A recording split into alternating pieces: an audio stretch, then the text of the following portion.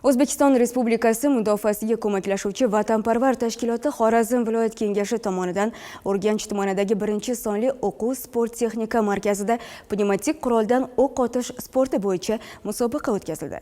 Yosh merganlar musobaqasi tafsilotlari navbatdagi lavhamizda. Ushbu sport musobaqasida viloyatning shahar va tumanlaridan kelgan 60 nafardan ortiq yosh o'g'il-qizlar o'zaro bellashdi. Musobaqada yosh merganlar mahoratlarini, qobiliyat hamda ziyrakliklarini ko'rsatib berdilar. Yosh merganlar musobaqalari yigit-qizlarni vatanparvarlik ruhida tarbiyalashga yordam beradi. Shuningdek, ular o'rtasida sportning ushbu turini yanada rivojlantirish hamda ommalashtirishga qaratilganligi bilan katta ahamiyat kasb etadi.